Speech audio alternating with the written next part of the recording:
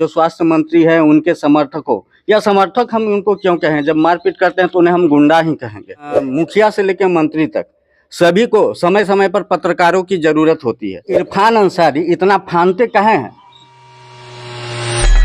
विधायक जी, ये हजारीबाग में जो पत्रकार को पीटा गया है, ऐसा जो सुनने में आ रहा है, वो भी इरफान अंसारी जो स्वास्थ्य मंत्री है उनके समर्थकों या समर्थक हम उनको क्यों कहें, जब मारपीट करते हैं तो उन्हें हम गुंडा ही कहेंगे। इस पर क्या कहिएगा आप?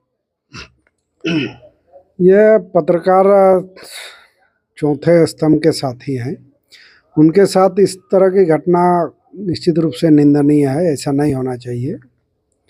और माने सवाल से भागने का ये भी नहीं होना चाहिए। किसी भी तरह जो हो सवाल का हम लोग को सामना करना चाहिए। यदि ऐसा घटना हुआ है तो नहीं होना चाहिए।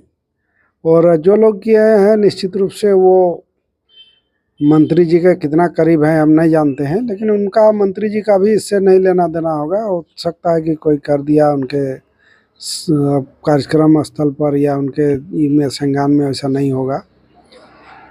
तो इसमें जो हुआ है वो एक निंदनीय है। नहीं, मतलब दोषियों पर कार्रवाई होनी चाहिए या नहीं?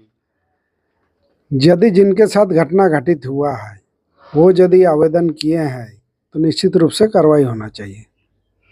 और एक चीज देखा जा रहा है, यहाँ मुखिया से लेकर मंत्री तक सभी को समय समय पर पत्रकारों की जरूरत होती है, लेकिन जब बात उनके सुरक्षा की आती है या उनके साथ कुछ गलत होता है तो मुखर होकर कोई नेता, मंत्री, विधायक सामने क्यों नहीं आते हैं? हमने विधानसभा में भी जब पहला ये था, फर्स्ट सत्र था, उस समय ही पत्रकार के सुरक्षा के लेकर के विधानसभा में बात रखी थी। उस समय आश्वासन भी मिला था कि इसके लिए बहुत जल्दी लाया जाएगा।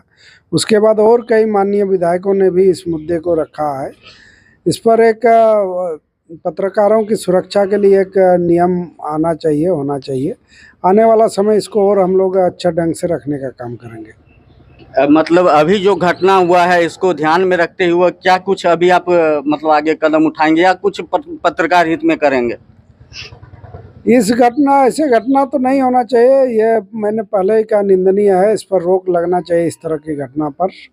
और पत्रकार बंधुओं को भी एकजुट होकर के, जब किसी के साथ होता है तो एकजुट होकर के इस मुद्दे को एक साथ खड़ा होकर के करने का जरूरत है। और इस पत्रकार हित में देखते हैं कि कहीं अपराध बहुत ज़्यादा है। अपराध नियंत्रण के दिशा में भी पत्रकार रात को भी कभी काम करते हैं।